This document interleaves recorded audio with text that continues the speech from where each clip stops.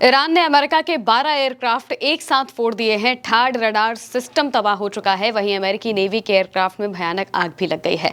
दूसरी तरफ पहली बार 4 महीने की इस जंग में सऊदी अरब के जहाज पर हमला हुआ है। यमन ने यह हमला किया है। वहीं अमेरिका इजराइल के साथ मिलकर बड़े हमले की प्लानिंग कर रहा है। क्या कुछ अपडेट सामने आए हैं, एक एक करके आपको बताते हैं। सबसे पहले इस खबर को देखिए।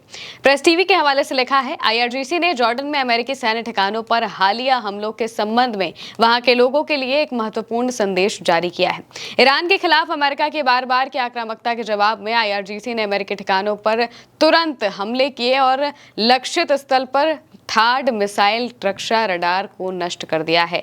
एक पैट्रियट एयर डिफेंस सिस्टम और एक C-RAM रडार भी नष्ट किया है, जबकि बेस के फ्यूल स्टोरेज फैसिलिटीज में आग लग गई है। हेलीकॉप्टर के इक्विपमेंट वाले एक बड़े वेयरहाउस, साथ ही हेलीकॉप्टर के मेंटेनेंस और रिपेयर हैंगर को निशाना बनाकर नष्ट कर दिया गया है। एक साथ इतने सारे हमले ईरान ने किए हैं, जिसमें अमेरिका के 3 सबसे बड़े जो डिफेंस सिस्टम हैं उन्हें निशाना बनाया गया है। डिफेंस सिस्टम से जुड़े जो रडार सिस्टम हैं उन पर, और दूसरी तरफ एयर डिफेंस सिस्टम में जो रडार यूनिट होती है उन पर निशाना बनाया गया है, जिसमें C-RAM, पेट्रियट और थार्ड रडार सिस्टम शामिल है। इनके जरिए ही जो अमेरिका है वो अपनी मिसाइलों को गाइड करता है, या फिर अगर कोई मिसाइल आती है तो इन रडार सिस्टम्स के जरिए ही उन्हें इंटरसेप्ट किया जाता है। लेकिन इन पर ही वार करके ईरान ने अमेरिका को एक तरीके से अंधा कर दिया है।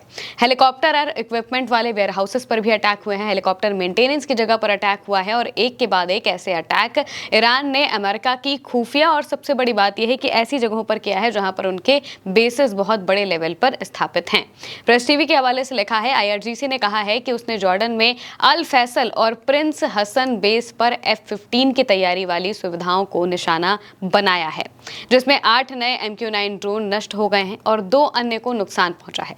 उसने ये भी कहा कि अमेरिका के 2 भारी हेलीकॉप्टर भी हमले की चपेट में आ गए हैं और कई सैनिक मारे गए हैं या फिर घायल हुए हैं। अगर इनको पूरा गिना जाए तो ये करीब 12 एयरक्राफ्ट हैं जिन्हें ईरान ने एक साथ नष्ट किया है, और ये नष्ट हुए हैं IRGC के मुताबिक जॉर्डन में जो अमेरिका का अल फैसल और प्रिंस हसन बेस है, यहां पर हमले किए गए। और यहां पर वो फैसिलिटी जो कि F-15 को बनाती है या फिर उसे मेंटेन करती है, उस पर अटैक किया गया।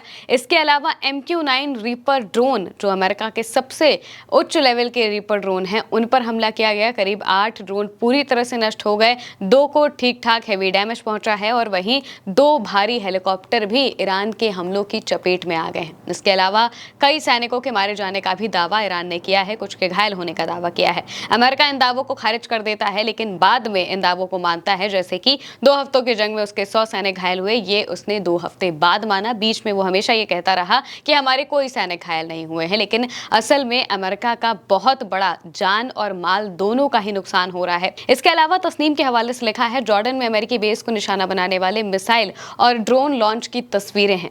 इन तस्वीरों में ऑपरेशन नस्र 2 के 25वें चरण के दौरान जॉर्डन में अमेरिकी किंग फैसल और प्रिंस हसन बेस के खिलाफ संयुक्त ऑपरेशन में मिसाइल और ड्रोन लॉन्च होने का पल दिखाई दिया। यानी कि ये मिसाइलें और ड्रोन्स जब 25वीं खेप के तहत ईरान लॉन्च करता है, इसके बाद ही जो खबर है वो सामने आती है कि ईरान ने करीब 12 एयरक्राफ्ट अमेरिका के ध्वस्त किए हैं, जिनमें ड्रोन्स भी शामिल हैं, जिनमें हेलीकॉप्टर भी शामिल है, और जिसमें F-15 की फैसिलिटीज भी शामिल है, जिसके जरिए ही इन्हें बनाया जाता है या फिर ठीक तरीके से रखा जाता है। इतना सारा नुकसान अमेरिका का एक साथ ईरान कर रहा है, और इसी वजह से जो पेंटागन है, जो अमेरिका का रक्षा मंत्रालय है, उसे भी ये बताना पड़ रहा है कि उनके पास बहुत पैसे नहीं बचे हैं, उन्हें फंड की जरूरत पड़ेगी ईरान के साथ जंग लड़ने के लिए। इसके अलावा जब ईरान हमले कर रहा है तो जॉर्डन के साथ साथ बहरीन में भी कर रहा है। बहरीन सऊदी अरब के पास पड़ता है, इस वजह से धमाकों की आवाज़ें सऊदी अरब तक जाते हुए दिखाई दी है। तस्नीम के हवाले से लिखा है, सऊदी अरब के दम्माम में धमाकों की आवाज़ और एयर रेड सायरन सुनाई दिए हैं। कुछ सूत्रों ने सऊदी अरब के दम्माम इलाके में धमाकों और एयर रेड सायरन की आवाज़ सुनी है और इसकी खबर भी दी है। दमाम जो है वो सऊदी अरब का एक इलाका है, बहरीन के पास में ये पड़ता है, क्योंकि बहरीन पे लगातार हमले हो रहे हैं। यहाँ पर अमेरिका के बेसिस हैं, और यहाँ पर जब हमले हो रहे हैं तो हमलों की आवाज़ें सुनाई दे रही हैं सऊदी अरब तक। जब जॉर्डन में हमला होता है तो आवाज़ें इजराइल तक सुनाई देती है। वहाँ पर जो एयर डिफेंस सिस्टम है वो एक्टिव होता है, या फिर अलर्ट सिस्टम एक्टिव हो जाता है, सायरन बजने लगते हैं, और ऐसी ही चीज़ें जब बहरीन पर अटैक होता है तब सऊदी अरब में देखने को मिलती हैं। यानी कि एक तरीके से देखा जाए तो पूरे मिडिल ईस्ट में जगह जगह पर अलर्ट और जो हमले हैं, धमाके हैं, उनकी आवाज़ें सुनाई सुनाई दे रही हैं और ये रुकने वाली अभी तो बिल्कुल भी नहीं है। प्रेस टीवी के हवाले से लिखा है, IRGC के मुताबिक अमेरिका समर्थित 3 तेल टैंकरों ने हॉर्मुज स्ट्रेट के दक्षिण में बारूदी सुरंगों वाले रास्ते से गुजरने की कोशिश की।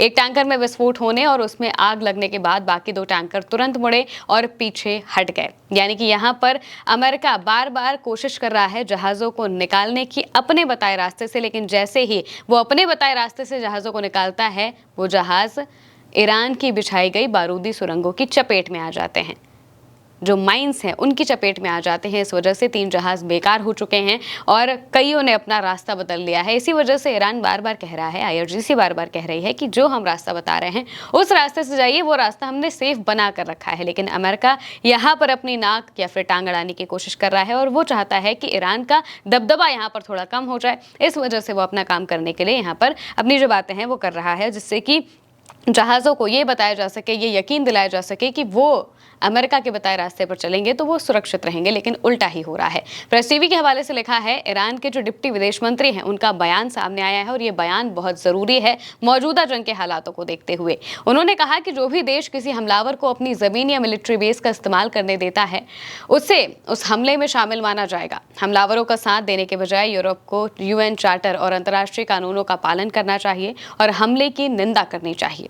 यानी कि यहाँ पर गरीबाबादी इस बात को कह रहे हैं कि जो भी देश हो, चाहे कुवैत हो, कतर हो, बहरीन हो, जॉर्डन हो, सऊदी अरब हो, कोई भी देश अगर अमेरिका की मदद कर रहा है हमला करने में, ईरान पर हमला करने में, तो फिर उन्हें इस बात का ध्यान रखना चाहिए कि वो भी उस हमले में शामिल माने जाएंगे और ईरान जब कार्रवाई करे तो फिर उसे कुछ कहा ना जाए। क्लैश रिपोर्ट के हवाले से खत्म अल-अनबिया का बयान भी है, जो कि ईरान के IRGC का सेंट्रल हेडक्वार्टर है। उन्होंने कहा है कि अमेरिका के मनमाने अपराधी और बच्चों की जान लेने वाले राष्ट्रपति ने एक बार फिर देश के इंफ्रास्ट्रक्चर को निशाना बनाने की धमकी दी है।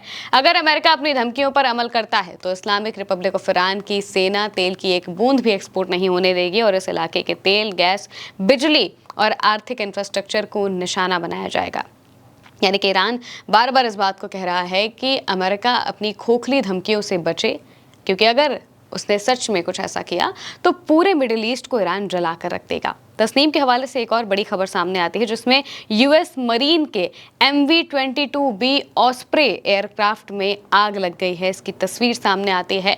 ये घटना दरअसल एरिजोना में होती है, जहां पर इस एयरपोर्ट पर एक ट्रेनिंग एक्सरसाइज चल रही होती है। सोचिए, ट्रेनिंग एक्सरसाइज के दौरान अमेरिका के जहाज में आग लग जा रही है। और इसके पहले भी ऐसी तस्वीरें सामने आई हैं जहां अमेरिका का जहाज इसी तरीके से कहीं आग लग रही है, कहीं उसमें कोई खराबी आ जा रही है, कहीं वो क्रैश हो जा रहा है।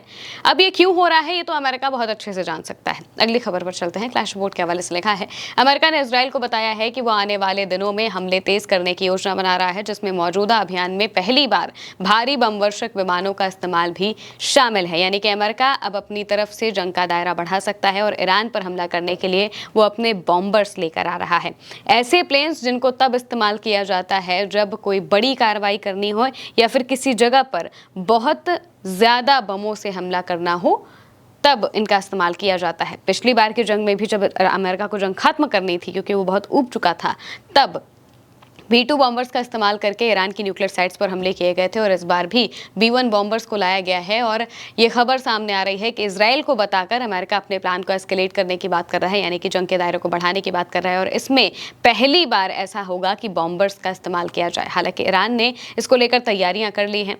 ईरान के पिकेक्स माउंटेन पर जो कुहे कोलांगजला है, इस पर अमेरिका की नज़र है। उसे लगता है कि यहाँ पर ईरान का यूरेनियम रखा हुआ है, इस वजह से वो इस पर हमला करने के बारे में सोच रहे हैं। लेकिन अमेरिका के इन B-1 बॉम्बर्स के जरिए भी वो ईरान की इस न्यूक्लियर फैसिलिटी को नुकसान नहीं पहुंचा पाएंगे, क्योंकि ये काफ़ी ज़मीन के अंदर है और उसे नुकसान पहुंचाना अमेरिका के लिए लगभग नामुमकिन सा है। क्लैश रिपोर्ट के हवाले से अगली खबर में लिखा है, ये खबर भी बहुत ज़रूरी है। बहुत ज़्यादा जो मिडिल ईस्ट में रीजनल वॉर चल रही है उसे देखते हुए ये बहुत अहम बन जाती है।